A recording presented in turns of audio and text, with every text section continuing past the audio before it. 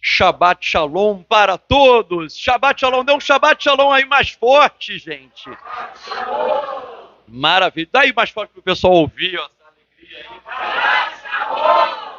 Maravilha. O pessoal até vai reconhecer a sua voz aí, seus parentes aí. Maravilha.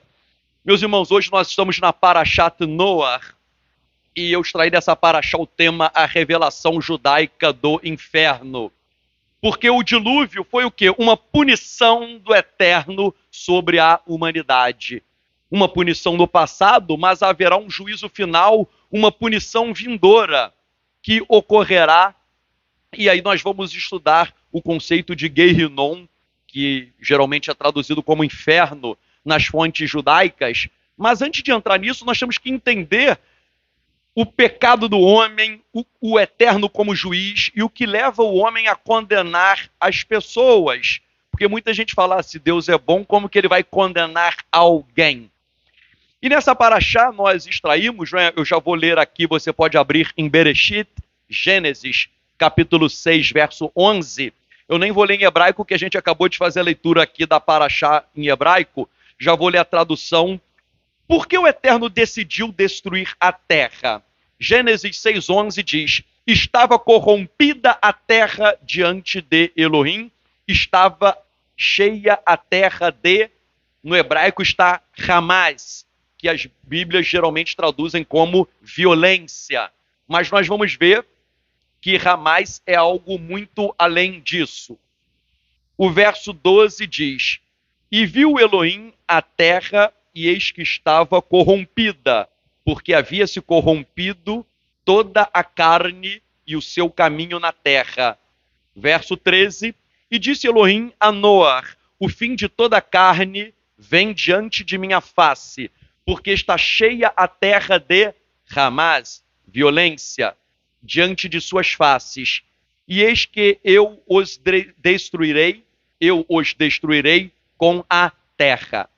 O Eterno fala que vai mandar o Mabul, o dilúvio, por conta de Hamas. E as Bíblias colocam violência, mas de acordo com o Midrash Rabbah, Hamas é muito mais do que violência. É sim violência, mas também se refere na época a homicídio, a idolatria e a imoralidade sexual. E nós veremos hoje que, na verdade, nós estamos vivendo tal como nos dias de Noé. Muita violência, muito assassinato, muita idolatria no mundo e uma imoralidade sexual cada vez maior.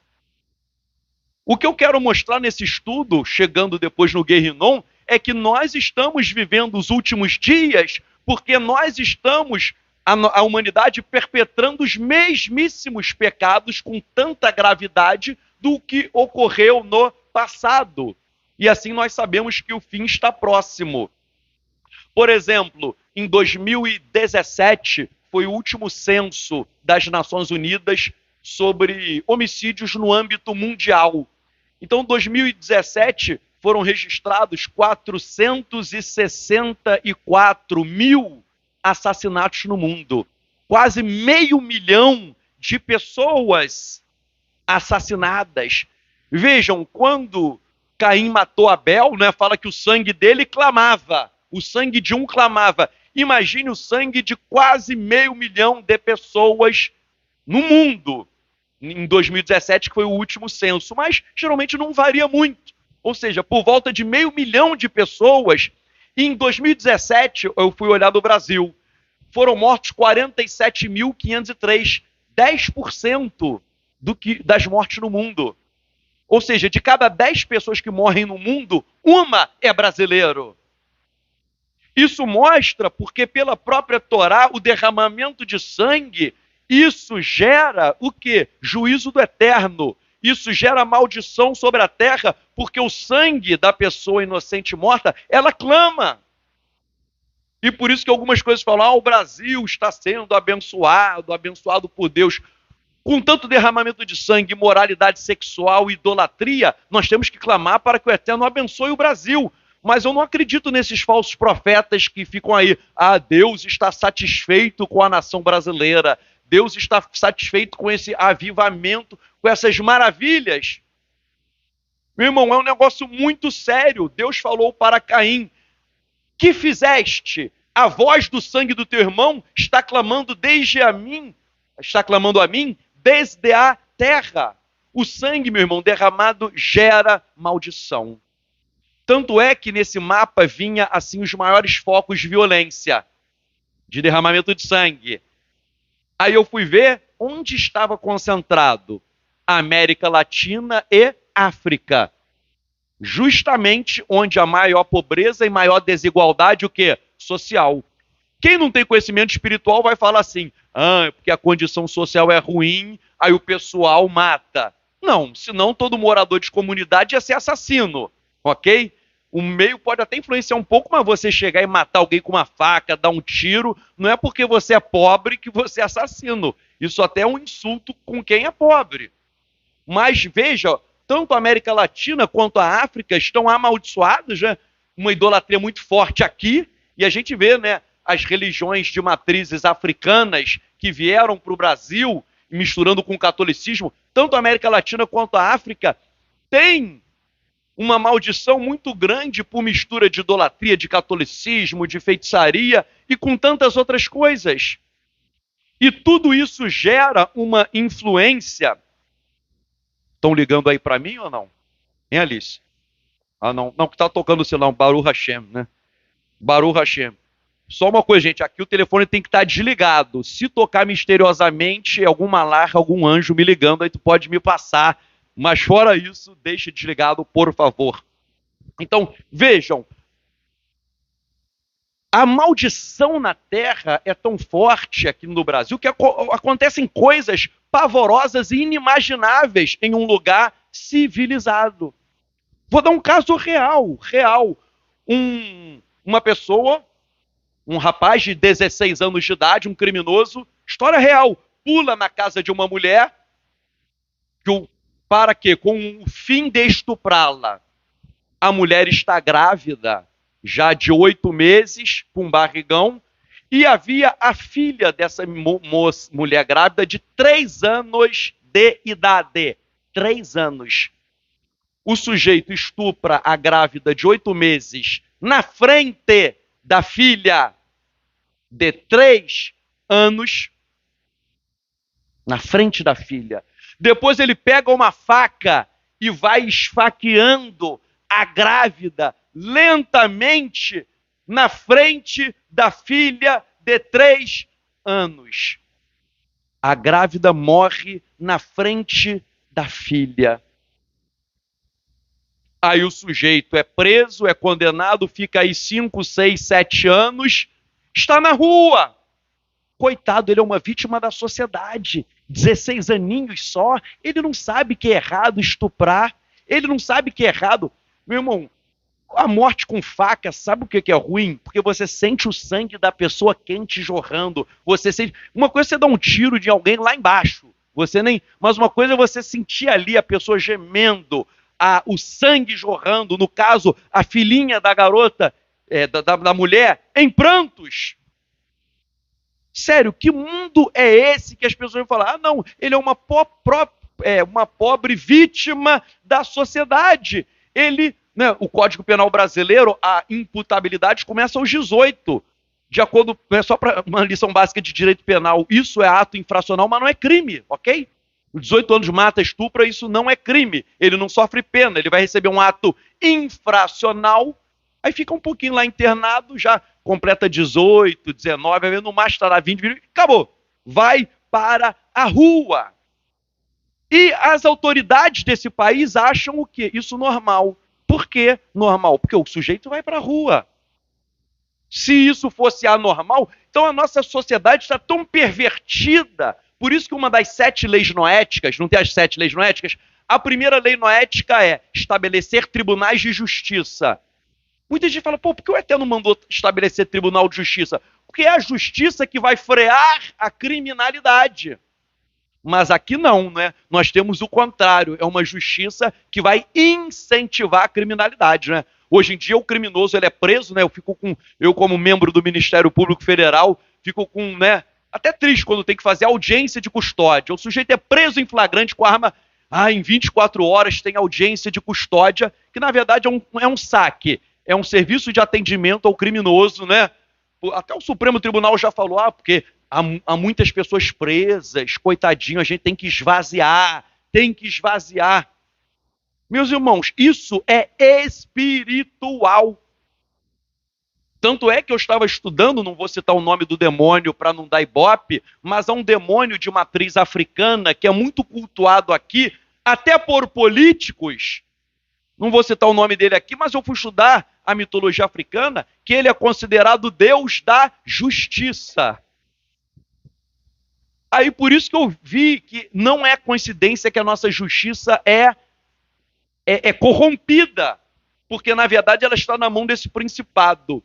Digo, meus irmãos, desde quando eu era novinho, comecei a fazer estágio de direito, quando eu entrava no fórum, eu sentia uma opressão das trevas. Até hoje, às vezes eu vou fazer audiência, eu tenho que orar, porque ali eu sinto uma opressão maligna. Há muito magistrado endemoniado. Tem uma pessoa que vai me mandar um vídeo de um magistrado que incorporou, meu irmão. O camarada incorporou um negócio na sala de audiência. E eu conheço vários, né? Magistrados, membros do Ministério Público também, na mão de entidades. Aí como que o sujeito que está endemoniado, ou, né, o que ele vai fazer? Ele vai libertar o estuprador. Entendeu? As pessoas não entendem porque o juiz liberta o estuprador, porque ele liberta o criminoso, porque o orixá que está atrás dele está querendo mais criminoso, mais estuprador, mais derramamento de sangue. Porque nesses cultos de religião africana, muitas pessoas não sabem, hoje em dia o pessoal mata galinha, não sei o quê, porque matar ser humano é crime. Mas lá nas matrizes africanas, essas deidades exigiam derramamento de sangue de seres humanos. Aí o que faz? Hoje em dia vai usar um bandido, vai usar um traficante, vai usar um estuprador, etc. Para quê? Não é? Até o negócio do estupro, não vou citar para não dar ibope, mas uma divindade aqui muito ligada às águas, a águas, aqui no Brasil, na mitologia africana, ela é fruto de estupro. Ela é fruto de estupro e depois ela começa a seduzir. Não é, só para vocês entenderem, as coisas não são à toa. Porque eu não acho normal um magistrado achar assim, o sujeito matou a grávida, fica um pouquinho, depois vai para a rua. E o legislador também falando isso. Veja, um outro caso aqui terrível, o pessoal aqui do Rio vai lembrar, mas isso aqui está sendo transmitido no Brasil e tem gente até na Europa, Estados Unidos assistindo também. Então vale a pena, né? Quem é do Rio lembra, quem é de fora não lembra tanto. Mas em 2007 ocorreu aquele triste caso do João Hélio, um menino de 6 anos de idade, que ele estava no banco de trás, a mãe estava dirigindo, ele estava no banco de trás. 3 criminosos abordaram para roubar o carro. Saiu a mãe, acho que tinha uma outra mulher, tia, sei lá, tinha uma outra mulher que saiu e o menino não conseguiu tirar o cinto, que ficou nervoso. Os criminosos pegaram o carro e foram embora. Só que o menino, quando ele pulou, ele ficou amarrado no cinto. Então ele ficou a porta do carro aberta, o menino caído, amarrado no cinto, e os criminosos começaram a dirigir um menino de 6 anos de idade sendo arrastado pelas ruas do Rio de Janeiro. Aí as pessoas viam na rua motoqueiros, motoboy, começavam a gritar, não sabia que era assalto, né? Há um menino aí sendo arrastado, há um menino sendo arrastado. E os criminosos ficavam brincando, né? Isso é até um antissemitismo também, que a gente sabe que é do capeta, dizendo assim, nós estamos arrastando o boneco de Judas. Meu irmão, um menino de 6 anos de idade foi arrastado e os criminosos começaram a fazer zigue-zague com o carro para o menino sofrer mais. 7 quilômetros ele foi arrastado. Os policiais, quando chegaram no local, policiais com anos de experiência de rua, vendo gente morta, os policiais choravam e tremiam, porque o menino, quando ele foi arrastado, ele perdeu a cabeça, perdeu parte da perna, perdeu o joelho e perdeu os dedos. O corpo dele, né, estava total, era só um cotoco, gente. Um cotoco. Eu vi um policial que atendeu ali, ele falou, eu passava o rádio chorando, eu não conseguia falar. Já vi tanta gente morta. E aí o que acontece? Os criminosos, havia um menor de idade, que não sabe que é errado afastar, arrastar, etc. Os maiores, todo mundo é condenado, já estão soltos, delinquindo, eu já li que já estão até praticando crime toda hora, né? Prende de novo. O menor não é crime, é ato infracional. Aí ele recebe uma medida socioeducativa, é solto. Aí vem uma ONG e diz, coitadinho desse menor. Poxa, as pessoas podem ficar com raiva do que ele fez. Ele é uma vítima da sociedade. O menor assassino, tá? Ele é uma vítima da sociedade. A ONG pega e manda o sujeito para o exterior, né? Com tudo bancado aí pela ONG. Se bobear, deve ter até dinheiro público, dinheiro nosso, né? Se bobear, não sei. E agora eu não tenho informações mais atualizadas. Ou seja, nós vemos que os pecados que levaram ao dilúvio, estudando a literatura rabínica, eu vejo assim, o que acontece aqui conosco é até pior. É até pior. Nenhum caso assim de tipo João Hélio é narrado nas escrituras. E esse sangue clama. E aí um outro pecado que levou ao dilúvio, o Talmud Yerushalmi fala, que é a impunidade. O Talmud Yerushalmi diz que as pessoas subornavam os juízes para libertar os criminosos. Subornavam os juízes soltavam os criminosos e os criminosos ficavam o quê? Soltos. Aqui no Brasil, ou o juiz recebe a propina e solta, ou nem recebe propina. Às vezes nem é propina, não. O sujeito é convicto de que tem que soltar mesmo. Às vezes nem é propina.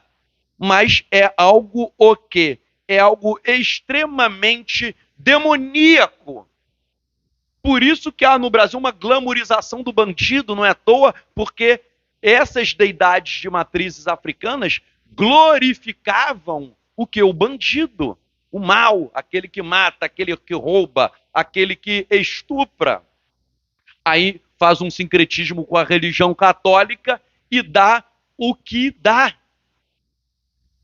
Meus irmãos, são coisas assim muito sérias, muito graves que acontecem aqui.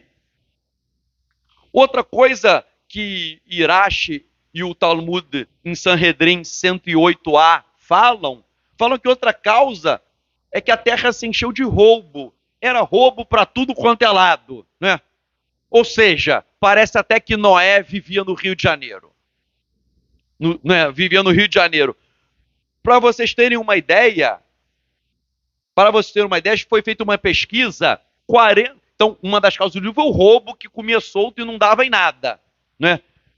Foi feita uma pesquisa, 40% dos brasileiros, 40% já foram assaltados. Vamos fazer uma pesquisa aqui. Quem já foi assaltado? Levanta a mão.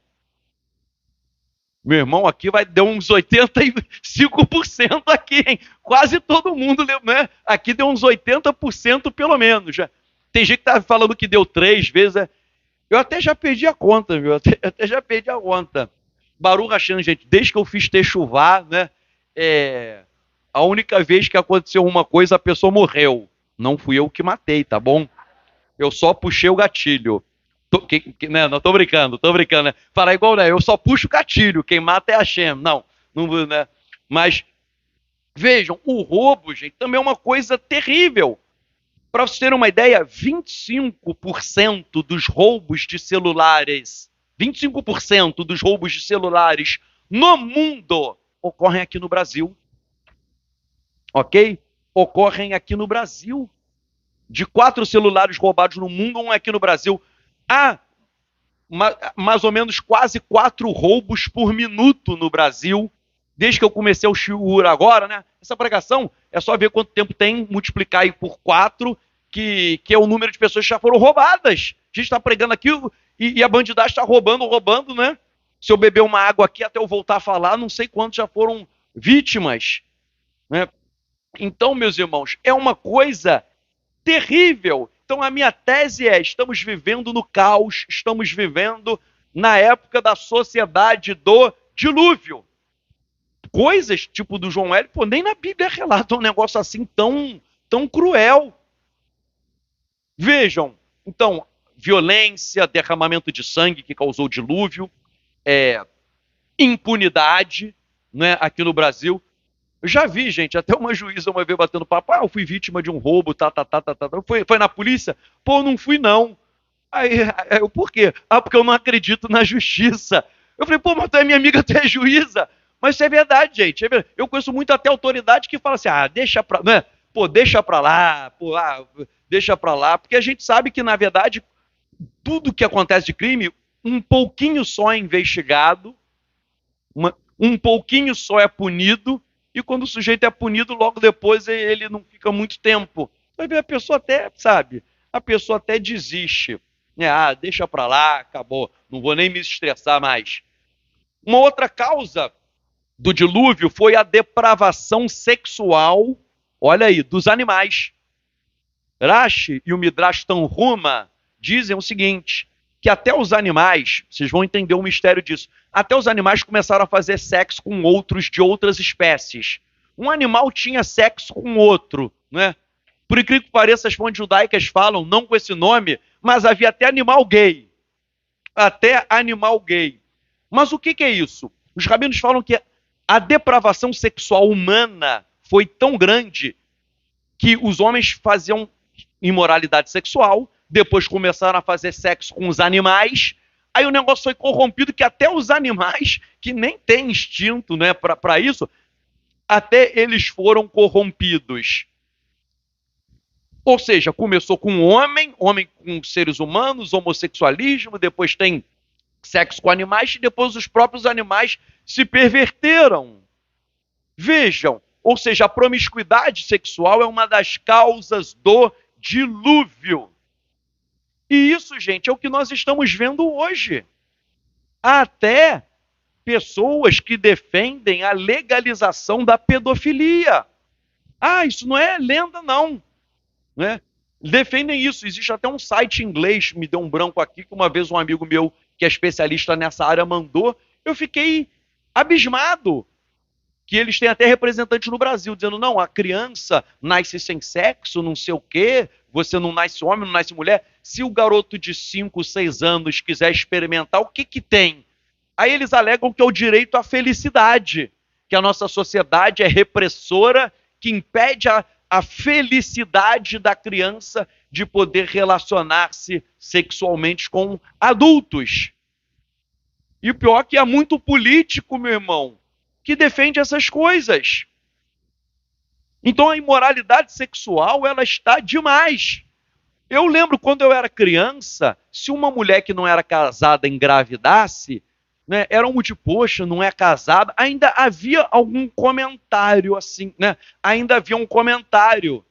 Uma mulher, se tivesse um negócio, tinha até que fazer escondido, porque não era algo visto com bons olhos. Hoje em dia eu vejo assim, a filha do fulano de tal, do líder religioso, do pastor, ela está grávida.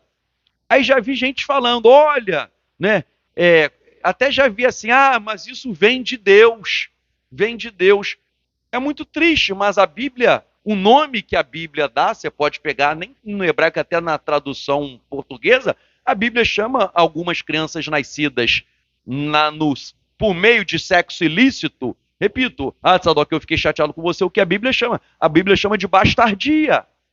Antigamente tinha, né? Pô, fulano é um bastardo. Hoje em dia é algo normal, é algo natural. Não, e pessoas também da Techuvá, hein? Conheço muita gente da Techuvá, que me apoia, a pessoa da Techuvá, o líder tal, ele se separou e está num relacionamento sério. Meu irmão, que relacionamento sério é esse? Relacionamento sério é você continuar casado com a tua mulher. Ou, estou namorando. Namoro não existe na Bíblia. Gostou de alguém, você vai, né? Minha esposa tá vendo, sabe que é verdade, eu já comecei na primeira semana. Vamos marcar o casamento. Né? Vamos marcar o casamento. Ou seja, você tem que saber o que você quer da vida. E depois também arcar com as consequências. Assinou, está assinado, né? Depois, eu me casei mal de Tzadok, eu quero me separar. Meu irmão, assinou, está assinado. Tem que pensar, orar, jejuar, buscar, pensar direitinho. Mas eu vejo que até no meio da Techuvá mesmo, são muitos escândalos que eu não entendo. E é muito legal que o sujeito fica, não, porque a gente cumpre Torá, a gente guarda Shabat, eu faço o estudo de Rashi. Pô, meu irmão, tu faz o estudo do Rashi, mas você está saindo com uma mulher assim, sem ser casado, meu irmão. Na verdade, sabe, isso para mim é totalmente abominável. Até os rabinos falam, né, Simchat Torá, alegria da Torá. Ah, eu estou alegre com a Torá. A questão é, será que a Torá está alegre com você?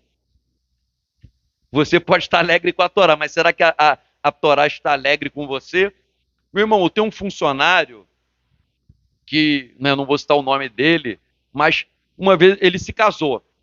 Aí o que aconteceu? Na época eu estava na área criminal, muita operação da Polícia Federal, combatendo crime organizado, ficava trabalhando até horas da noite, saindo tarde, né, crime organizado, e ele ficava ali comigo, trabalhando, saia tarde, viu, 8, 9 horas, tal.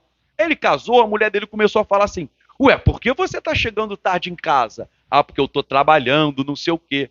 Aí a esposa chegou, ué, mas, pô, servidor público não trabalha? Né? Falou, não, mas, pô, a gente é sério, a gente trabalha.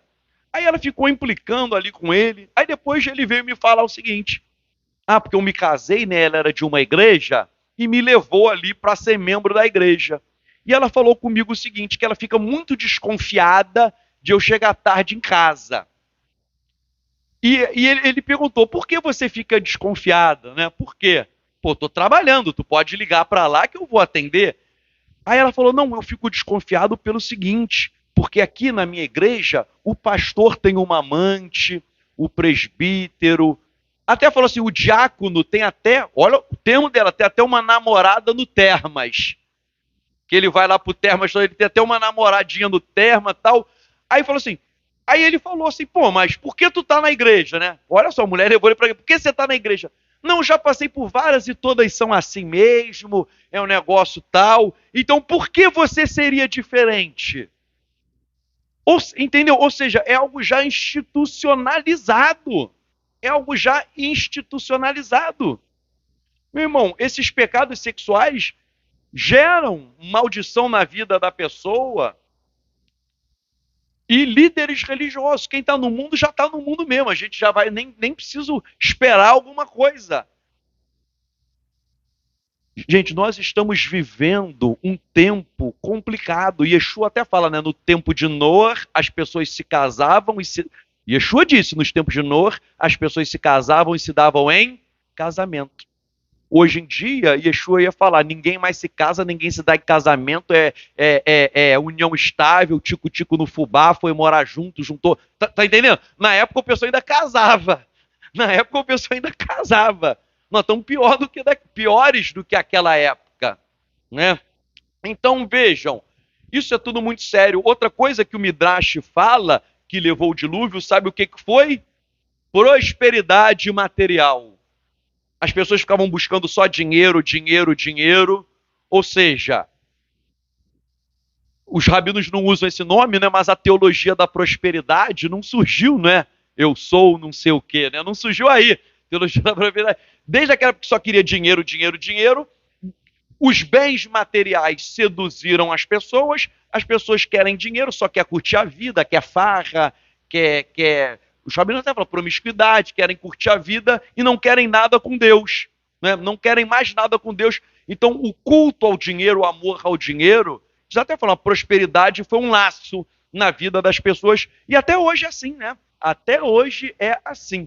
Tem muita gente que é pobrezinho ainda, busca o eterno, né? Para ter o arroz e feijão em casa, tem que jejuar, tem que orar, tem que pedir. Aí ganha um dinheiro, não sei o que, vira cantor gospel, vira preletor do fogo puro, não sei o que. Aí ganha dinheiro, né? Aí a vida do sujeito fica toda errada. O Rabino Gunter Plant, ele cita também que um dos pecados que levaram ao dilúvio foi o quê? As pessoas viviam sem Torá. Aí você vai falar, ué, mas a Torá foi dada no Monte Sinai.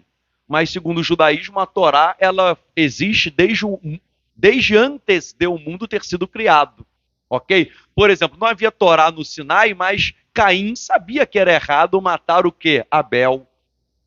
O ser humano ele tem uma bússola no coração que diz o que é certo e o que é errado. Então, a Torá não tinha sido revelada no Sinai, mas os princípios éticos e morais da Torá já existiam. A pessoa sabia todo mundo sabe que é errado matar, roubar, estuprar, etc, etc. Então, fontes rabínicas dizem que as pessoas viviam sem Torá. As pessoas viviam numa terra sem lei, em uma anarquia total. Diante de tudo isso, violência, homicídio, idolatria, imoralidade sexual, prosperidade financeira como laço para corromper o coração do homem, as pessoas viviam sem Torá, ninguém queria mais obedecer nada, nada, nada. Aí o Eterno vai proferir um juízo. E o juízo do passado é um espelho do juízo que virá. Yeshua usou essa paraxá, a paraxá Noah, em Mateus 24, 36, ele diz, e sobre aquele dia e sobre essa hora, nenhum homem sabe, nem mesmo os anjos nos céus, mas somente o Pai. E tal como nos dias de Noé, assim será a vinda do Filho do Homem. Porque tal como antes do dilúvio, comiam, bebiam e tomavam esposas e davam esposas aos homens, até o dia em que entrou Noé na arca. E não souberam até que veio o dilúvio e levou todos eles. Assim será a vinda do Filho do Homem. Ou seja, ele vem numa sociedade parecida com a sociedade diluviana. E as pessoas não esperam, porque as pessoas estão brincando. Yeshua, o que ele quis ensinar? Assim será a vinda do Filho do Homem. Ele quer ensinar o seguinte: nós devemos estar o quê? Preparados. Por isso que eu tenho muito cristão que fala assim, né? A pessoa chega, já vi isso, a pessoa chegou para uma moça cristã, Jesus está voltando. Ai, mas eu quero me casar, eu quero comprar uma casa própria, quero trocar de carro, porque ele demora um pouquinho para eu conseguir fazer isso. As pessoas, assim, elas... O ser humano ele tem vários e vários planos, mas o que Yeshua falou é o seguinte: esteja preparado. Por que eu estou contando o caso dessa moça? Que é um caso real, porque o judaísmo fala algo certo. É o seguinte: quando o Mashiach vem, hoje, o judaísmo fala isso, você tem que estar preparado para como se ele voltasse hoje, que é a mesma lição que Yeshua ensina. Nós não sabemos o grande dia e terrível de Adonai, nós temos que estar apostos, como aquelas virgens com azeite na lamparina. E é por isso que o Talmud, em Sanhedrin 97a, ele fala, né, que sequem os ossos daqueles que calculam o fim. Tem gente que fica dando data, né, para o Mashiach chegar. Isso é antigo. Então, os rabinos chegam aqui, sequem os ossos. Que seja amaldiçoado quem dá data. Todo ano aparece alguém, né? Olha, no dia tal vai acontecer isso. Na festa bíblica tal, chegou a lua de sangue. Tem gente, né, que todo ano eu recebo e-mail. Olha, Tzadok, apareceu o profeta tal que deu o dia tal. Os nossos sábios, né? A Brita Hadashah fala que ninguém sabe o dia. E é engraçado que tem gente que já me mandou e-mail. Não, Tzadok, é porque você é muito bom na Torá, mas eu sou fera em escatologia. E Yeshua volta no dia tal, tal, tal, na festa tal. Me deu até a hora, meu irmão, me deu até a hora. Eu falei, ninguém sabe, só você. Pô, tu é bom mesmo, meu irmão. Você é bom, nem os anjos do céu, mas você sabe. Eu não sei como que tem muita gente que fica dando dado, né? Eu não sei como tem alguém que pode ser liderado por alguém que é espírito de mentira. E a gente sabe que é um pai da mentira. Mas os rabinos falam que sequem os ossos de quem tenta dar a data. E diz assim, nós não sabemos quando o Mashiach virá. E aí o Talmud critica em Sanhedrin 97a, que alguns falam assim, ele nunca virá. Também tem isso, né? O sujeito está demorando, ele nunca virá. Então o Talmud diz que você não pode calcular o dia, é amaldiçoado, mas também não pode pensar que ele nunca vem. E aí o Talmud cita Abacuque 2:3, que é a nossa postura. O finalzinho de Abacuque 2:3 diz, antes espere por ele, o Talmud diz, espere por ele como está escrito. Agora é Abacuque. Ainda que ele demore, espere por ele. Está lá no finalzinho de Abacuque. Ainda que ele demore. Então os rabinos falam, pô, tá errado tentar dar data, tá errado também falar que ele não vem nunca. Ainda que ele demore, espere. Meus irmãos, como diz o rabino Meir Kahane, há a ilusão do mundo e a realidade da Torá. É só isso. Esse mundo é uma ilusão. Na verdade, as coisas da palavra que são a realidade, mas parecem loucura para o mundo. O mundo não aceita que Hashem, ele é juiz. Ele vem para julgar. E é por isso que a gente vai chegar daqui a pouco no Guerrinon. Mas se o Eterno é juiz, ele tem que vir para julgar e proferir uma sentença justa. Os criminosos aqui do Brasil são liberados, mas os criminosos pecadores terão que ser sentenciados por um juiz que é justo e não falha. Gênesis 18, 25, Abraão falou para o Eterno: não fará justiça o juiz de toda a terra? É uma pergunta, mas ele sabe que o Eterno vai fazer justiça. Terlim 7:11, Salmo 7:11 diz: Elohim é um juiz justo, um Elohim que sente indignação todos os dias. Irache pergunta: por que o Eterno sente indignação todos os dias? Pelas obras dos seres humanos. E aí a gente sabe que as obras são o quê? São mais. Salmo 50, verso 6, diz que Elohim é juiz. Salmo 94, 2, exalta-te, ó juiz da terra, dê aos soberbos aquilo que eles merecem. Yeshayahu, Isaías 33, 22, porque Adonai é o nosso juiz, Adonai é o nosso legislador, Adonai é o nosso rei, e ele nos salvará. Haverá condenação, mas também haverá o quê? A salvação. Mas, como eu citei o Salmo, Hashem está irado todos os dias. Meu irmão, com tanta gente sendo roubada, né, quase 4 por minuto aqui no Brasil, desde que eu comecei o show, com tanto roubo, com tanta violência, com tanto derramamento de sangue, é claro que o Eterno está irado. É claro que ele está irado com a humanidade. E Meiarro, Jeremias 11, 20, diz: mas o Adonai dos exércitos, justo juiz, provas o coração e a mente. Permita que eu veja a tua vingança sobre eles, pois a ti revelei a minha causa. Haverá vingança do Eterno. O Eterno é um justo juiz. A Torá é a sua norma. Quem viola a Torá cometeu pecado, cometeu um crime perante os céus, e cometeu um crime perante esse juiz que não falha. O pecado, o crime contra o Eterno, não ficará o quê? Impune. Nós vamos entrar daqui a pouquinho, já no Guerrinon, no inferno, mas para mostrar que o fundamento do Guerrinon é o quê? Um juiz justo, ele tem que proferir sentença. Ele vai falar o quê para o Adolf Hitler? Ó, você vai para o paraíso agora, falar igual os muçulmanos, né? Para o Adolf Hitler, misturar aí, ó, você vai receber 1000 virgens no paraíso.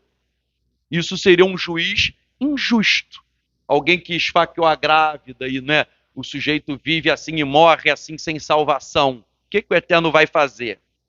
Agora, uma coisa interessante é que as escrituras dizem que quem é juiz é Hashem.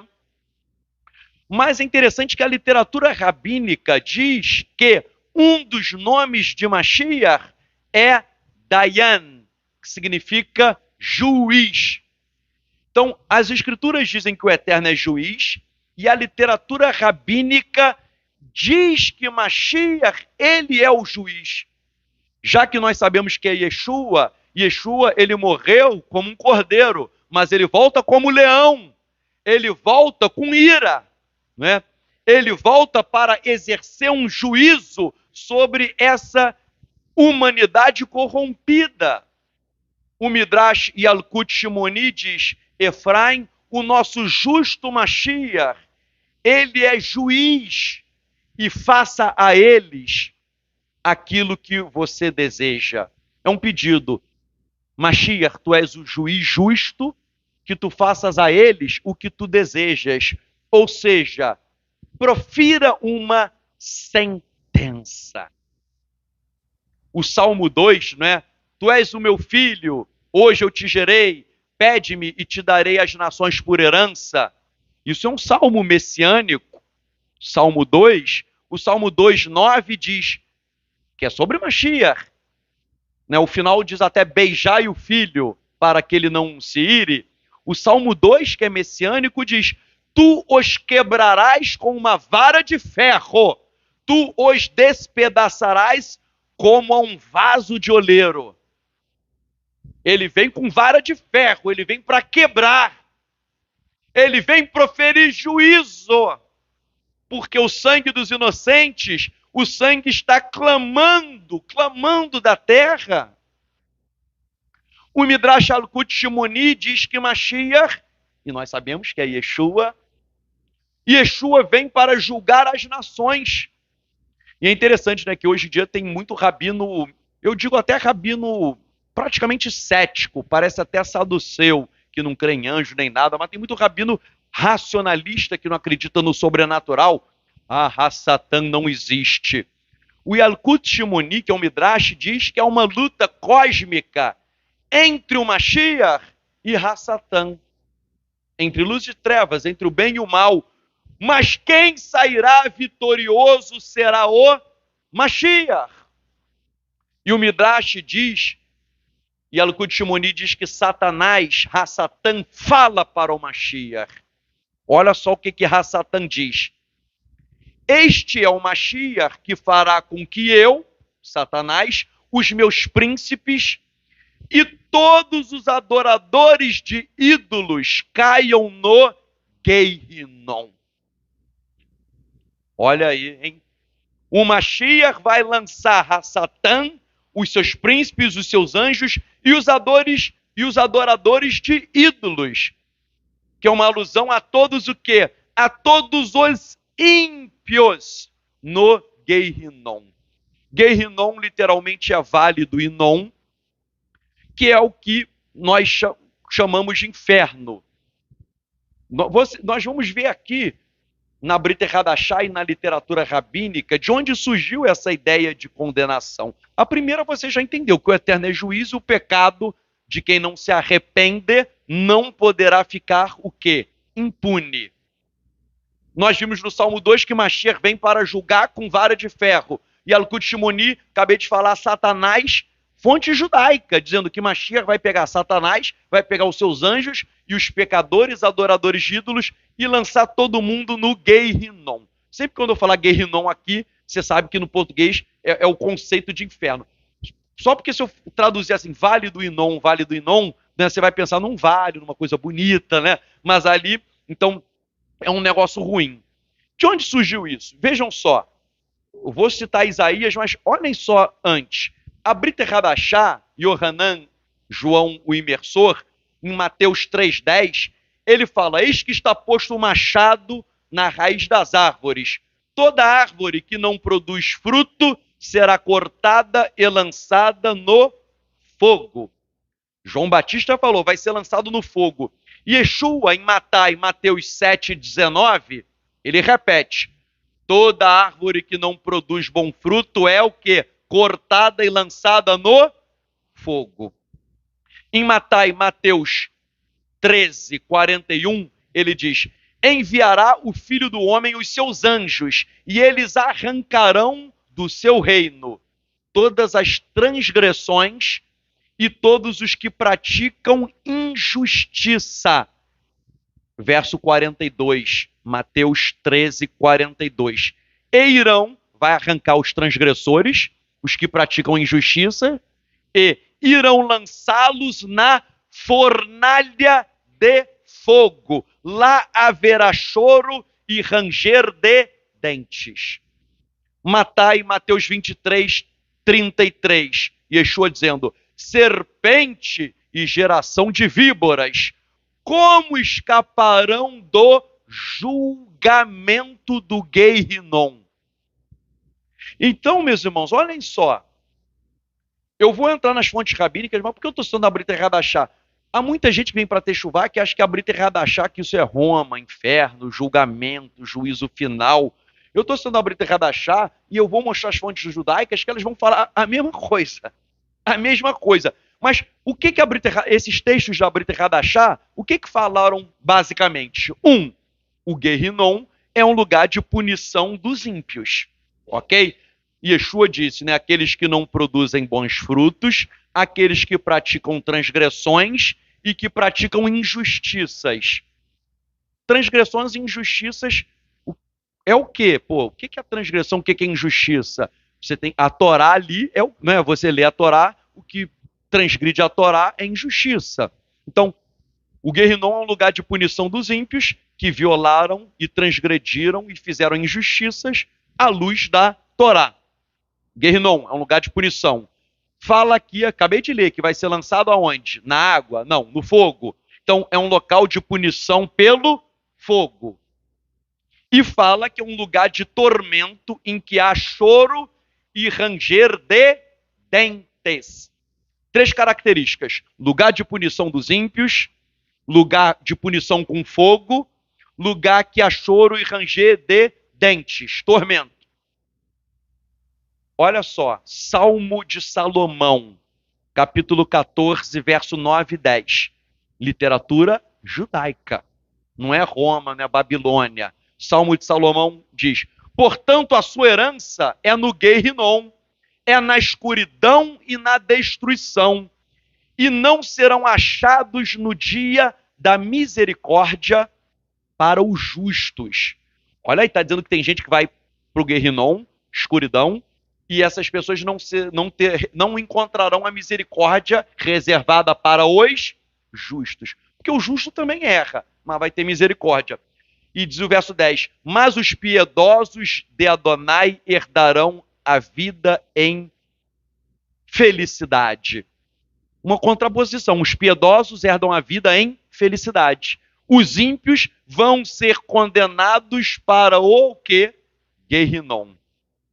O Salmo de Salomão, capítulo 15, verso 10, ensina que quem viola os valores da Torá vai para onde? Para o Guerrinom. Diz assim, e a herança dos pecadores é destruição, escuridão, e as suas ações sem a Torá vão persegui-las debaixo no Guerrinom. Suas ações vão persegui-las, ou seja, como se o Eterno vai jogar na cara, né? Que o sujeito não cumpriu Torá.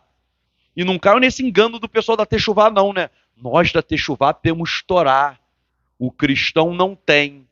Eu conheço cristão que tem mais Torá do que muita gente da Techuvá. Se o cristão não mata, não rouba, não estupra, é honesto, ora, é adorador, tem uma vida correta, de certa forma ele tem o quê? Torá, sim. Aí o sujeito estuda Arashi todo dia e o Talmud, e está na fornicação, está no adultério, está não sei o quê. Esse tem a Torá, assim, só de estudo, mas não tem vida com Torá. Então o Salmo de Salomão diz assim, quem está sem a Torá, as ações vão perseguir essa pessoa no Guerrinom. E Sirá, né, geralmente, a Bíblia bota Sirá, tipo a Bíblia de Jerusalém, né, Sirá, capítulo 21, versos 9 a 10, diz que o Guerrinom é um lugar de fogo ardente. Não é Roma, é Babilônia. É uma fonte judaica, diz, uma assembleia de ímpios é como um feixe de estopa, e seu fim é um fogo ardente. O caminho dos pecadores é pavimentado com pedras lisas, mas o seu fim será o poço do Guerrinom. Fogo ardente, poço. O que é poço? É um lugar o quê? Baixo. Meu irmão, porque eu acabei de citar essas fontes, eu vou citar várias outras. Tudo que está na Brita Hadashah está aqui no que eu acabei de ler. Lugar de fogo, lugar de tormento, lugar de sem Torá, local em que o Eterno vai condenar os ímpios. Porque o inferno, meu irmão, é parte da justiça de Deus. Aí quem não crê, né? Tem muita gente que chega assim, como um Deus bom vai condenar ao inferno alguém? Meu irmão, né? Eu vou só falar o seguinte: o sujeito que é salvo, até a gente vê em Apocalipse, ele está o quê? Louvando, adorando o eterno, etc. Um sujeito que é feiticeiro, ele nunca gostou de adorar o eterno. Para que ele ia estar diante do trono? Estão entendendo? Na verdade, olha só para vocês entenderem, o paraíso só é paraíso para quem gosta do paraíso. Estão entendendo? Um sujeito que nunca gosta de adorar o eterno não, então eu vou te salvar para você me adorar, mas o sujeito não gosta. O eterno respeita o livre-arbítrio. Bem, pô, você gosta da bagunça, gosta de feitiçaria, então tem um lugarzinho reservado para você. Vai lá e depois me diz o que você achou. Mas o sujeito, gente, tô rindo, mas é um negócio sério. E sabe por que isso é sério? Porque as pessoas que não creem ficam brincando. As pessoas acham que isso é brincadeira, que isso é piada. Haverá um julgamento. Os crimes não vão ficar impunes. Uma coisa que eu me frustrei muito, como membro do Ministério Público Federal, assim que eu entrei, era ver muita injustiça e muita injustiça. Quando eu fiz Texuval, eu entendi o seguinte: a justiça verdadeira não ocorre aqui na terra. É só enxugar gelo. A verdadeira justiça, quem vai proferir é o eterno. Claro que o criminoso tem que ser preso, etc. Né? Tem que acontecer, tem que haver justiça humana, sim, mas essa sempre será falível. Vou aqui dar algumas características do Guerrinon em fontes rabínicas. Falando, gente, eu vou falar várias coisas que o conceito que você tem de Guerrinon, de inferno, é produto de uma cultura e muita coisa do que você pensa é verdade mesmo. E eu quero provar isso por quê? Porque muita gente vem para Texuval, eu já vi isso. Como eu fui enganado, eu vi o rabino fulano de tal no YouTube dizendo que o inferno não existe. Há um rabino brasileiro muito famoso que falou: o inferno não existe não. Você pode ficar tranquilo que o inferno não existe. O que é inferno? O inferno é assim, o rabino falando, chegou um boleto para você pagar, você não conseguiu pagar, isso é o inferno. A conta de luz está cara, isso é o inferno. O tomate está caro no supermercado, isso é o inferno. Esse inferno de punição não existe. Meu irmão, quanta ignorância. E pessoas têm milhões, milhares de visualizações. Vou citar aqui só fontes rabínicas, só para vocês entenderem. O que nós chamamos de Guerrinon, em hebraico, e as fontes rabínicas, sempre que as fontes rabínicas vão falar de Guerrinon, é o que a gente entende aqui como inferno. Mas por que Guerrinon? Juízes 15:8, 2 Reis 23:10, Jeremias 2:23, Jeremias 7:31 e 32, 19:6 e 13:14, tudo na Bíblia, não é invenção, Bíblia. Há um lugar chamado Vale do Filho, né? É bom que isso está gravado, se alguém não pegou, depois pode dar o pause e anotar. Há na Bíblia um lugar chamado Vale do Filho de Inom. Ok? Na tua tradução, vale, né? Você pode botar Inom, um localizador, Vale do Filho do Inom. Esse era um local em que os israelitas levavam os seus filhos para sacrificar ao deus Moler, na Bíblia em português, Moloque. Então, o Vale do Inom era um lugar em que você matava os seus próprios filhos em um ritual o quê? Idólatra. E ali, muitas vezes, havia fogo também naquele local.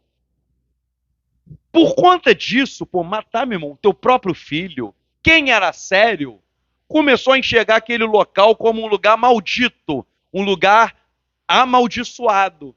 E aquele local se tornou símbolo da futura punição dos ímpios. Por quê? Porque depois aquele local virou um lixão. Um lixão, né? Não havia, né? Aqui no Rio é Conlurb, né? A empresa que coleta o lixo, não havia Conlurb na época. Todo mundo levava o lixo para lá e queimava o lixo.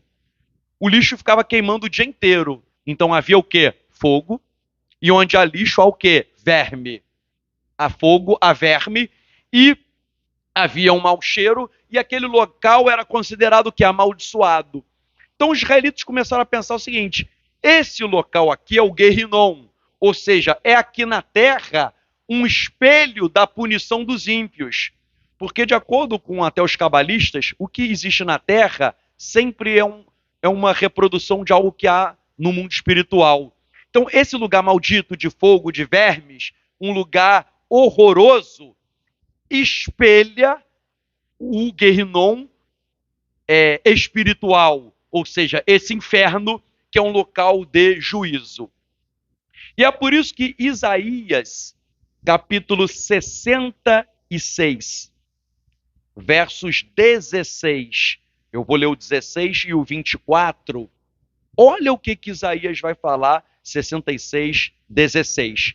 Porque com o fogo e com a sua espada, Adonai entrará em juízo contra toda a carne. Olha aí, a linguagem da paraxá da semana é que o Adonai, ele quis destruir toda a carne. Isaías 66, 16 fala que é com o fogo que ele vai entrar em juízo. E serão muitos os mortos da parte de Adonai. E aí o verso 24, então, o juízo é com o fogo. Verso 24. Eles sairão e verão os cadáveres dos homens que prevaricaram contra mim. Porque o seu verme nunca morrerá, nem o seu fogo se apagará. E eles serão um horror para toda a carne. Olhem só, Isaías está falando do juízo de Adonai, Isaías 66, 16, um juízo que é com fogo, e o verso 24 fala do verme que nunca morre e do fogo que nunca se apaga. Aí aparece um rabino na Galileia que diz assim, Marcos 9, 44. Marcos 9, 44. Sobre o Guerrinom. Onde o verme deles não morre e o fogo deles não se apaga. Meu irmão, Yeshua aí falou a mesma coisa que Isaías. Ok?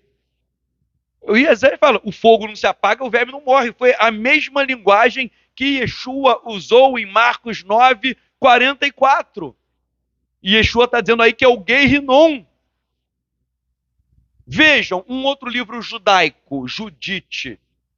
Muita gente pensa, né? Pô, mas isso está na Bíblia Católica. Né? A Igreja Católica diz, nós que criamos a Bíblia. Meu irmão, Macabeu, Judite, Salmos, Salomão, etc. Tudo livro judaico. Igreja Católica às vezes mente, né?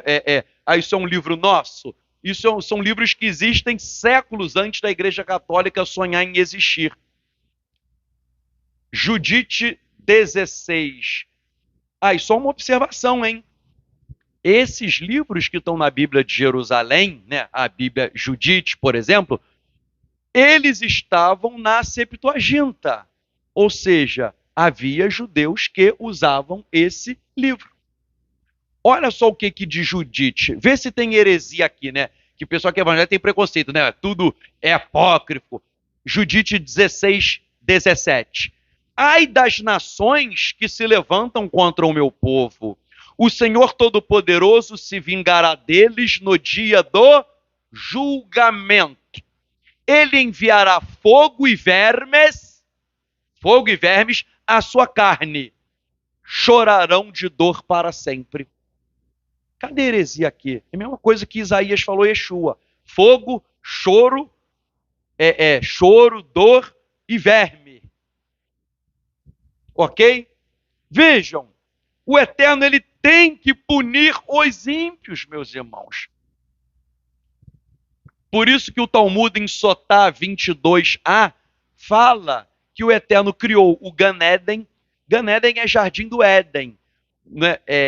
No judaísmo se usa assim Jardim do Éden, você pensa do Jardim do Éden de Adão e Eva, mas se usa Jardim do Éden também no sentido espiritual. Né? O justo morre, vai para o Gan Eden, para o Jardim do Éden. Não aquele na Terra, mas como, né, seria o que muita gente chama de céu. Né? Então, você vai morrer, você vai para o Jardim do Éden, o justo, que é um lugar bom. O Talmud em Sotá 22a diz que o Eterno criou o Gan Eden, o Jardim do Éden celestial, para recompensar os justos e o Guerrinom para punir os ímpios. Talmud, não é Roma, não é Babilônia, não é padre, Sotá 22a. Porque, meu irmão, quem leva uma vida diante do Eterno, ele vai recompensar. Ele é um Hashem de aliança, ele é fiel. Ele sabe o que muitas pessoas estão passando, ele sabe o que nós estamos passando. Eu tenho citado muito uma frase de Pirkei Avot que eu gosto, que 1 hora de felicidade no mundo vindouro é maior do que qualquer felicidade por toda a tua vida aqui na Terra. Nós vamos receber uma recompensa. Agora, os rabinos dizem com toda a razão, a nossa recompensa não está aqui. Claro que o Eterno dá aqui, né? Às vezes ele dá uma cura, dá um milagre, ele dá coisas boas sim para nós. Ele dá sim. Mas as maiores recompensas que nós vamos receber, elas não estão reservadas aqui para a terra. É aquilo que o olho não viu, o ouvido não ouviu, aquilo que não subiu ao coração, o Eterno tem preparado para nós. E por isso, gente, que eu digo, vale a pena servir ao Eterno. E eu digo, hein, ele recompensa também muito aqui, gente. Ah, Tzadok, mas a minha vida está difícil. Meu irmão, tira o Eterno da tua vida que tu vai ver que vai ficar mais difícil ainda. Sério, né? Tira o Eterno da tua vida. Eu vejo pessoas que praticam idolatria. A vida totalmente errada. A vida totalmente errada. O sujeito que vai aí, né, para Umbanda, Candomblé, o sujeito é homem, de repente já está incorporando esses espíritos de mulher, aí já está rebolando, aí já muda de sexo, aí depois vira bissexual. As pessoas... É interessante que as pessoas ficam fazendo esses trabalhos para ganhar alguma coisa, mas todo mundo tem uma vida miserável. Miserável, não estou nem falando no conceito financeiro, não. Mas ninguém tem paz no coração. Porque onde as trevas residem, como você vai ter shalom? Lá todo destruído. E falo com tristeza, tem gente que serve o Eterno, que as coisas também estão todas destruídas, não por culpa do Eterno. Muitas vezes é o próprio homem que vai fazendo coisas erradas, aí depois, poxa, Eterno, me dá um livramento. Ele pode até dar, porque ele é muito bom, mas tem muitas vezes que o sujeito mesmo cava a sua própria sepultura, pula dentro da sepultura e fala, ué, mas por que o Eterno me colocou aqui? Gente, eu vou contar um caso aqui, rápido. Veja, eu já ouvi, quer dizer, um caso, não, na verdade são vários casos que eu ouço, tudo igual, tudo igual. Às vezes é de homem, às vezes é de mulher. Estou lembrando aqui alguns os últimos que eu ouvi de mulher, mas também de homem. De homem acontece muito também, né, do dois lados. A pessoa, né, no caso, uma conhecida minha, está casada, não sei o quê, ai, né, tudo direitinho, o marido fiel, tudo direitinho, ah, mas o casamento está muito parado, ah, não sei o quê, ai, a vida podia ser diferente, ah, não sei o quê. Eu sempre falo, pô, vai viajar, vai num restaurante, faz uma coisa, né, tira uma segunda lua de mel, vai fazer, né, porque o casamento também é como um jardim que precisa ser regado. Vai regando esse jardim aí que melhora. Né? Mas aí a pessoa, não, na verdade, não tem nada de errado. Mas quer, não, eu quero alguma coisa diferente. Aí a pessoa vai se separa. Aí você é triste. Você vai vendo, a pessoa só vai se afundando, afundando, afundando, afundando. Aí depois arruma um outro homem. O primeiro era paradão, o segundo é maneiro, o cara agitado, mais dinâmico, não sei o quê, mas gosta de dar bolacha, tá entendendo? De agredir. Pô, mas esse novo, ele tem um bíceps saradão, bonito. É, meu irmão, o outro vai doer mais quando ele virar a mão em você. História real, gente. História real. Aí a pessoa termina destruindo. Repito, o que eu falei hoje. O mundo é uma ilusão, a Torá é a realidade. Ah, pô, mas meu casamento tem algum problema? O que os rabinos falam? A gente surgiu para fazer o Tikkun Olam, consertar o mundo. O Eterno nos deu coisas erradas mesmo, de propósito. Para quê? para a gente consertar. Mas o ser humano é assim, ele vê um negócio destruído, aí eu vou meter a marreta, entendeu? Em vez de, não, tem um negócio errado, vamos consertar aqui. Essa é a missão de vida do ser humano, consertar e corrigir o que está errado. Ah, não, mas eu não quero corrigir. E aí o negócio vai passando, passando. Gente, eu tenho visto muitas pessoas assim destruindo casamento, destruindo, sabe? E pessoas que poderiam conversar, poderiam se entender, poderiam se amar. Às vezes tem coisa que precisa mudar mesmo no casamento. É verdade. Também não sou a favor, não. Atura aí essa tralha aí a vida inteira, que a tua recompensa está no mundo vindouro. Isso é errado, tá entendendo? Atura aí, né? Esse camarada. Não. Tikkun Olam, consertar o mundo, corrigir. Pô, tá errado? Vocês têm que conversar, ver o que tá errado e tem que consertar juntos. Porque o outro relacionamento vai ter cheio de coisa errada. Vai estar cheio de coisa errada. Você só vai mudar, mudar, mudar, e se você destruir, e coisas terríveis. Já vi mulher que assim, a mulher vai e tem filha. Ah, não, eu quero curtir a vida com filha. Aí acaba com o sujeito, que era até um sujeito certo. Aí arruma um outro, um outro. Aí o camarada vai, mora com ela, não sei o que, ela tem uma filha pequena, a filha cresce, cresce, 15, 16 anos, e é abusada sexualmente pelo padrasto, ok? Pelo padrasto, né? Por esse novo homem. Já vi até um caso que eu fiquei perplexo, que daí a mulher ainda ficou com raiva da filha, botou a filha para fora de casa. Ah, você que é muito novinha, fica querendo seduzi-lo. Meu irmão, um cara, um bandido, um marginal. Meu irmão, o mundo, ele está muito louco. E é engraçado que esse pessoal ímpio, né? Tem gente que me vê aí no YouTube e fala, pô, esse Tzadok é um cara meio maluco, né? Ele é meio surtado. Meu irmão, surtado é esse pessoal que abusa sexualmente, que mata, que estupra. Eu não, né? Tem muita gente que fala, pô, Tzadok, tem gente que me conhece pessoalmente, até lá, né? Até lá em Sukkot. Pô, Tzadok, eu descobri que você é uma pessoa normal. Pô, você é um cara maneiro, você é normal. Sim, gente, pô, eu sou normal. Quem serve o eterno, quem ama o eterno, tem que ser uma pessoa normal. Mas as pessoas, o mundo tá tão maluco que quem é a favor da família, quem é a favor do amor, quem é a favor do bem ao próximo, quem é a favor de educar as crianças, pois a gente é tido como maluco. Mas o eterno vai julgar. Vejam, de acordo com o Talmud em Berachot 28b, quando o sujeito morre, o Eterno ele já sabe logo para onde o sujeito vai. Né? Ele já sabe, né? O Eterno já sabe quem é quem. Então, ele já vai colocar o justo no Gan Eden, Jardim do Éden, no céu, e vai colocar o ímpio no Guerrinom. O Berachot 28b tem até uma passagem que eu até digo, poxa, como alguém sem Yeshua fica? O rabino Yohanan ben Zakkai, um rabino famoso no judaísmo, ele está prestes a morrer, ele fica, poxa, eu estou com medo. Ele chora, porque ele fala, eu não sei se eu vou para o Gan Eden ou se eu vou para o Guerrinom.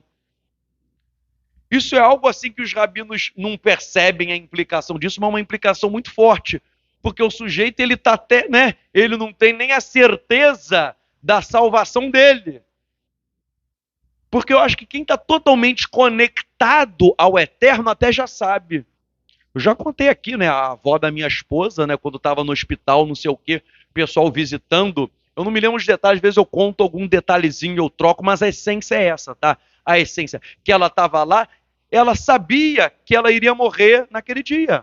Ela já sabia ali que ela ia morrer. Que ela falou, gente, pega um cafezinho aí, que eu quero tomar um café aí, que eu vou me despedir aqui, que eu vou morrer. Aí o pessoal, mas peraí, será que afetou a cabeça? Você vai morrer? Ela falou, não, porque os anjos já estão aqui para me recolher. Tá entendendo? É diferente. É diferente. Quem está na presença do Eterno, você até já sabe para onde você vai. E já vi um conhecido meu no Hospital da Marinha. Qual o nome daquele Hospital da Marinha, hein? Marcílio Dias, né? Que um oficial, salvo engano, era até o Miranda, mas sei lá, mas era um oficial mesmo. O sujeito ali morrendo, incorporou ali, e a pessoa que estava ali era do Eterno, teve até visão dos demônios levando a alma do sujeito. Levando a alma do sujeito. Então, de acordo com o Talmud, quando você morre, você já vai para um lugar ou para o outro. E o Yohanan Ben Zakkai é triste, pô, estou com medo, estou chorando porque eu não sei para onde eu vou. O Talmud em Sotá 10b diz que o Guerrinom tem 7 compartimentos. 7. Por quê? Porque há níveis diferentes de punição. Tal como existe o galardão, né, que o Eterno vai dar mais ou menos de acordo com a sabedoria do Eterno, né? Ele vai dar o galardão para cada um que só ele sabe. Há 7 compartimentos no Guerrinom, ou seja, há níveis diferentes de punição. A punição é proporcional ao pecado do homem. Porque isso é uma sentença justa, né? Tem gente que pecou muito, gente que pecou pouco. Ou seja, o Eterno ele tem que dar uma sentença justa. O Talmud em Eruvim 9a diz que os ímpios, isso que eu acho interessante, né? Muita coisa do Talmud é simbólica, mas traz conceitos, né? Esse conceito dos 7 compartimentos, não que literalmente possam ser 7, mas mostra que o Eterno está ali dando uma sentença específica para cada pessoa. Mas o Talmud em Eruvim 19a diz que os ímpios, diz assim, os ímpios aceitam a justiça do julgamento de Deus, e os ímpios dizem para Deus, Mestre do Universo, tu julgaste corretamente, tu absolveste corretamente, tu condenaste corretamente, e é apropriado que tu tenhas preparado o Guerrinom para os ímpios e o Jardim do Éden para os justos. Isso aqui é os ímpios reconhecendo que o Eterno ele vai julgar corretamente, porque eu creio que quando o Eterno proferir a sentença, ele não vai falar, tu está condenado porque está condenado. Ele vai falar, você está condenado por isso. E quem vai poder abrir a boca para falar alguma coisa diante do Eterno? Ó, você foi condenado por isso. Eu mandei alguém pregar para você. Você riu. Você debochou. Você ainda falou que o sujeito era todo de branco, era meio maluco da cabeça. Né? O Eterno, estou falando aqui comigo, mas o Eterno manda várias pessoas. E as coisas do Eterno são loucura para o mundo. Eu creio que todo mundo tem alguma chance de se corrigir com o Eterno em algum momento. Mas muitos vão falar o quê? Não. Então, quando o sujeito é condenado, a sentença será justa. E ele vai reconhecer aquilo. É fácil, né? O Eterno falou, olha só, fornicação é pecado. Você fornicou assim. Mentir, é isso. O Eterno vai falar tudo que o sujeito foi e fala que você não fez isso. Acabou, meu irmão, acabou o argumento. Né? Acabou. E aí? Uma coisa interessante, né, em Gênesis 15:17, olha que interessante, é um verso que todo mundo conhece, né? Gênesis 15:17, Abraão teve uma visão que diz assim, sucedeu que, posto o sol, houve densas trevas. Aí não é visão não, peraí.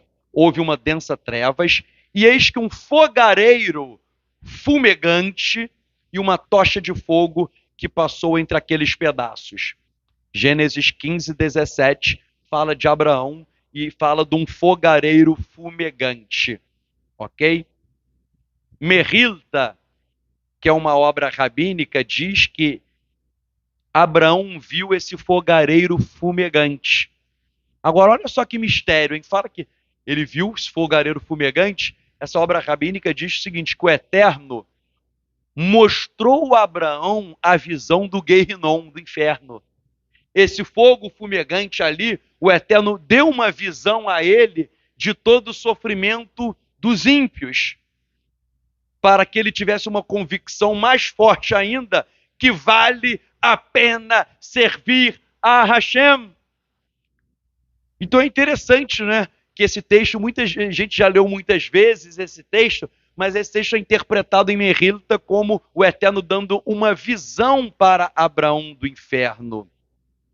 O Talmud em Hagiga 13b fala que quando o sujeito cai ele chega, desculpa, no Guerrinom, cai uma corrente de fogo sobre a cabeça dele.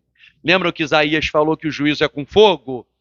Então aqui Hagiga diz que ele chega e vai cair uma corrente de fogo. 1 Enoque 17, 4, 6 fala que Enoque ele tem uma visão de um rio de fogo. Muita gente não percebe, mas porque não está dizendo é um inferno que Enoque viu, mas os estudiosos falam que esse rio de fogo ali é uma alusão ao inferno. É o fogo para punir os ímpios. Porque Enoque depois ele tem a revelação que os ímpios serão lançados no lago de fogo, que é o que está até em Apocalipse, né? A única diferença é que Apocalipse fala lago de fogo, aqui em Enoque fala rio de fogo, mas rio, lago é muito parecido, né? É muito parecido. Então, Enoque também teve essa visão. Uma coisa interessante que é claro que é metafórico, mas é só para ajudar a entender, tanto Enoque 17:4 quanto o Talmud em Bava Batra 84a dizem, isso gente não é literal, muita coisa às vezes você tem que entender o sentido, fala que o sol recebe o seu fogo do Guerrinom. O sol recebe o fogo do Guerrinom. Isso é uma metáfora para mostrar o seguinte, o sol, meu irmão, é um negócio muito quente. Então, assim, quer imaginar o fogo do Guerrinom? O sol recebe o fogo dele. É só imaginar como que é o sol que você vai conseguir ter uma visão mais ou menos de como é o Guerrinom, esse lugar de sofrimento. Então tem essa passagem, tanto em Enoque quanto no Talmud, do sol, ele passando para receber o fogo do Guerrinom. O Talmud em Berahot 57b diz que o fogo do Guerrinom é 60 vezes mais quente do que o fogo que a gente conhece aqui na Terra. Pô, o fogo aqui queima, né? Imagina, 60 vezes. Para mostrar como que é grande essa punição. E Tosefta Berahot fala que esse fogo nunca se apaga. Que é a mesma linguagem que Yeshua usou, onde o verme não morre e o fogo não se apaga, que é a mesma linguagem, por sua vez, de Isaías, que eu li aqui. Agora, interessante uma coisa, né? O inferno, você pensa que é um lugar iluminado ou um lugar escuro? Escuro. Pô, agora um lugar cheio de fogo é um lugar escuro ou claro? Claro, né? Parece que é uma contradição, né? Só que olha só, o Talmud, em Yevamot 109b, diz assim, apesar do fogo, o Guerrinom é escuro, é como a noite. Interessante, né? Porque você falou bem, eu falei, o inferno é escuro ou claro? Você falou certo, escuro. Só que, pô, como que pode ser escuro com fogo? Mas a literatura rabínica fala que o Eterno resolve essa contradição. Um lugar de trevas é escuro como a noite, mas tem fogo. Interessante isso, né? A gente sempre ouve falar, né? O inferno tem enxofre.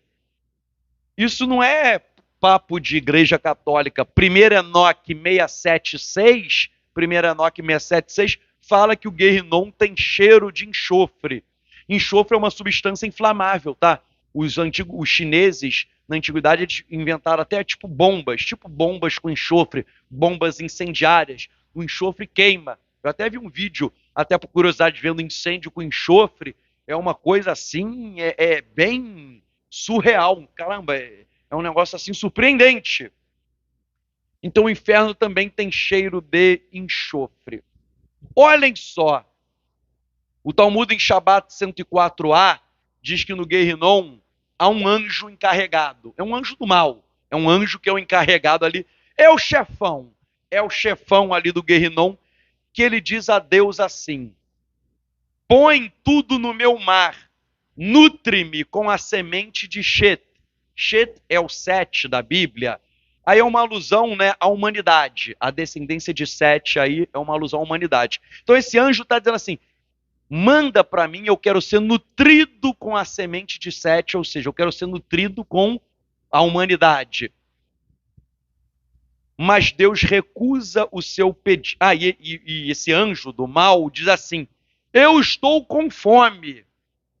Ó, nutre-me com a, né, com a semente de Sete, que eu estou com fome. Meu irmão, Satanás, né, não é à toa que ele é chamado de devorador. Ele é um devorador de almas. Claro que essa fome é uma metáfora, mas uma metáfora que ele está faminto, tal como tem gente que é faminto pela palavra de Deus, ele está faminto por almas.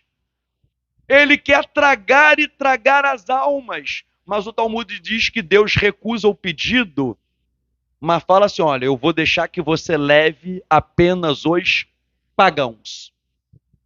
Porque, meu irmão, porque na verdade Satanás quer todo mundo. A semente de Sete aí, os rabinos falam que representa a humanidade inteira. Satanás, ele quer a alma de todo mundo. A minha, a tua, de todo mundo ele quer. Mas o Eterno falou, você vai levar dos pagãos.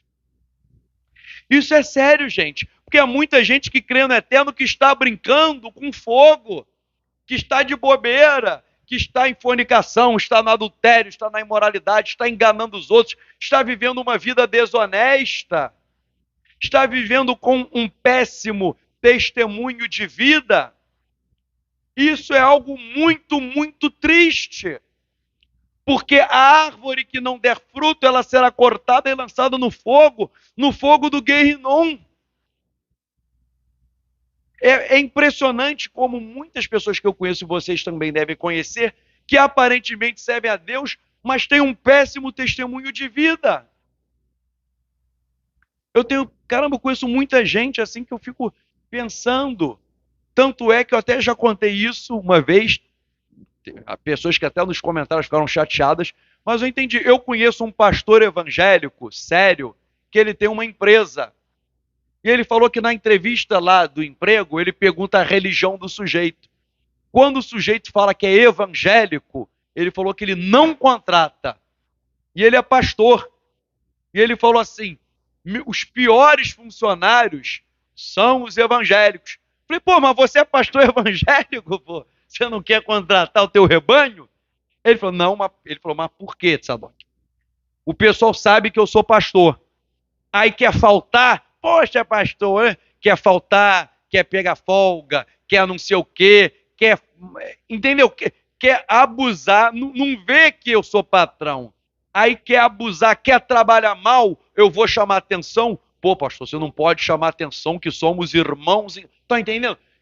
Quer ver o sujeito ali como um amiguinho. Aí para você ver. Aí ele falou o seguinte, que pessoas, às vezes, de outras religiões dão um testemunho de vida o que é melhor. Falou, tu vai ter que fazer isso? O sujeito não questiona, faz. Ah, quando é irmão, o sujeito ainda quer questionar. Não, mas eu não quero, não sei o quê. Meu irmão, a que ponto nós chegamos? Um pastor evangélico dizendo, pô, eu não quero evangélico. Estou até me lembrando, quando eu me casei, eu estou acabando de só vou citar duas fontes para terminar, mas eu me lembro o seguinte, o marceneiro lá, o sujeito era adventista, guardava o sábado e tal. Eu marquei, meu irmão, vou me casar, tenho que me entregar os móveis até o dia tal. Meu irmão, chegou o casamento, o negócio não estava montado. Aí, o sujeito, não, porque eu não posso trabalhar no sábado, porque eu sou adventista. Falei, pô, maneiro, né? Você guarda o sábado. Mas e o domingo? Ah, mas o domingo é o dia do Senhor. Falei, pô, mas peraí, você é o adventista? O adventista diz que é o sábado. Ou seja, o cara não quer trabalhar no sábado, não quer trabalhar domingo. Meu irmão, para mim isso é um péssimo testemunho. Se você marca um negócio dia tal, é o dia tal. Eu ia ficar virando noite, porque é a sua palavra. Pô, eu nunca marquei um negócio, alguém não apareci, não fui. Pô, as pessoas, a palavra é importante. Se você falou é no dia tal, tem que ser no dia tal. Ou se você não pode cumprir, podia falar, não, eu só vou poder, mas para fechar o negócio, não, em 40 dias, 50 estará na sua casa. Pô, aí o negócio em 50 dias viram 150.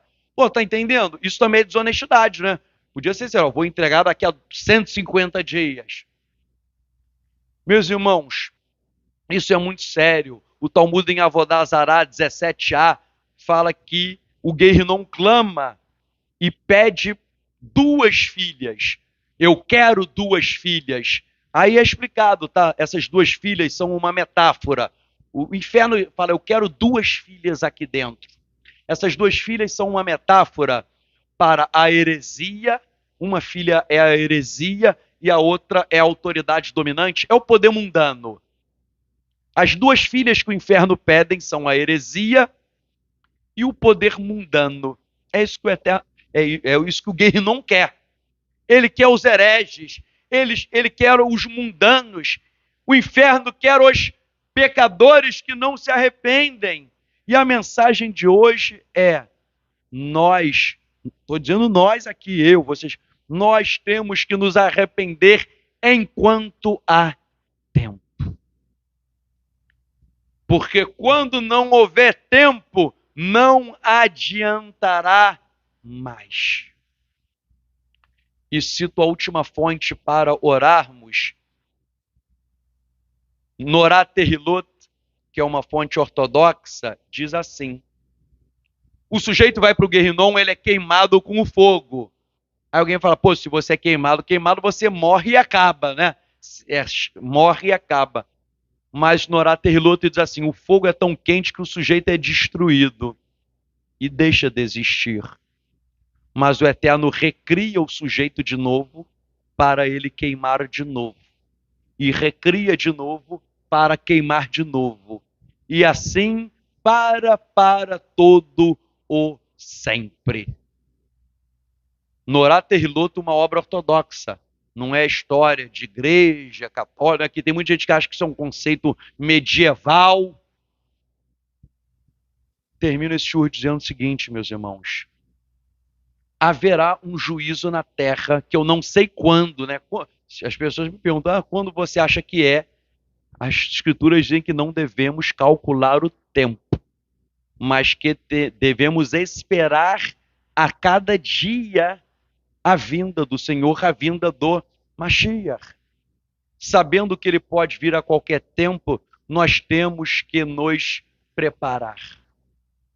Aqueles que são fiéis ao Eterno até o fim serão grandemente recompensados. Mas aqueles que não se arrependerem, e nós temos que orar, né? Não é ser sádicos, desejando o mal do próximo, não. O nosso desejo é que todos se arrependam. Todos. Né? Não tem prazer nenhum em saber que alguém vai ser condenado. Mas falo mais, para resgatar os outros, nós temos que ter um bom testemunho de vida. Porque se nós não tivermos um bom testemunho de vida, como nós vamos resgatar as pessoas? Nós não teremos credibilidade nenhuma. Vamos ficar de pé para fazermos uma oração.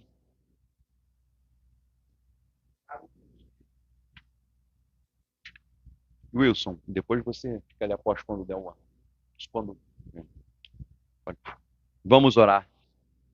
Hashem, nós oramos a Ti, Pai, para que nós possamos entender que Tu és um justo juiz que há de julgar a terra, que há de sentenciar, Pai. E nós não podemos ser achados como os pecadores que não se arrependeram. É o Teu Espírito Santo que convence o homem do pecado, da justiça e do juízo.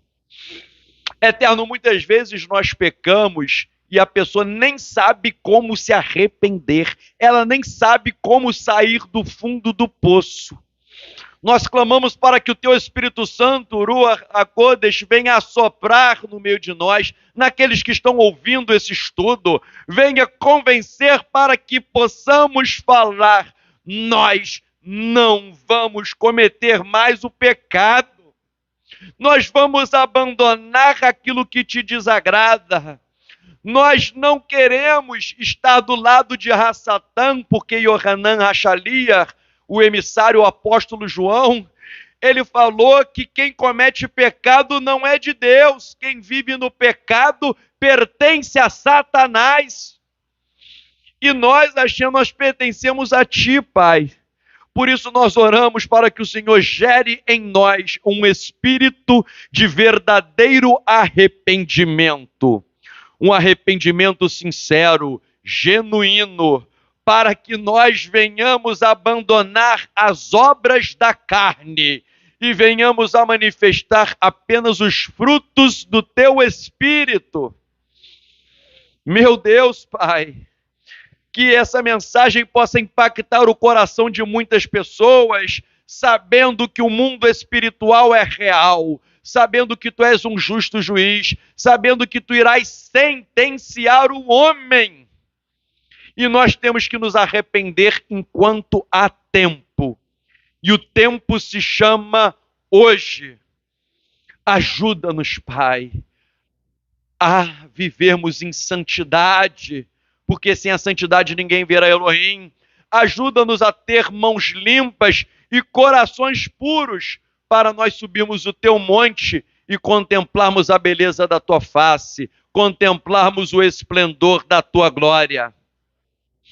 Eterno, nós oramos, Pai, clamando, nós intercedemos aqui pelo Brasil, Pai, por uma nação com tantos pecados, com derramamento de sangue, com idolatria, com imoralidade sexual, com impunidade, com desigualdades sociais profundas. Meu Pai, tenha misericórdia da nação brasileira, levanta homens segundo o Teu coração, levante governantes que são servos Teus, que Te honram e que fazem a diferença nessa nação. Nós entregamos o Brasil em Tuas mãos, Pai, para que possamos ver dias melhores, mas a nossa esperança não está em político nenhum. Tu somente sararás a nossa terra se o Teu povo, que se chama pelo Teu nome, orar, jejuar e se arrepender dos seus maus caminhos. A solução do Brasil não está no político, está no arrependimento da nação brasileira. Por isso nós clamamos para que o Brasil possa se arrepender, deixando a idolatria, a imoralidade sexual, que vá diminuindo ao máximo o derramamento de sangue, o crime, que essa impunidade tremenda e maligna nesse país, ela acabe, meu Deus. E aí sim, quando o Brasil se arrepender e seguir os Teus caminhos, andar nas Tuas veredas, a nossa nação receberá chuva de bênçãos. Eterno, gera, Pai, um arrependimento. Eu clamo pela misericórdia, Pai, porque os pecados que ocorrem aqui atraem maldições, Pai. Tantos feiticeiros, tantos terreiros, tantas pessoas trabalhando para demônios, tudo isso atrai juízo sobre o Brasil. Tenha misericórdia da Tua nação. Eu clamo para que o Senhor levante líderes, pastores fiéis, homens tementes a Ti, para conduzir o Teu rebanho, porque também há muitos falsos pastores, falsos mestres, há muitos espíritos enganadores, usando o Teu nome em vão, usando o Teu nome para ganhar dinheiro, para ensinar heresia, para estimular o ego, a vaidade. Meu Deus, o Teu nome é usado em vão por pessoas que servem a deuses criados nos seus próprios corações.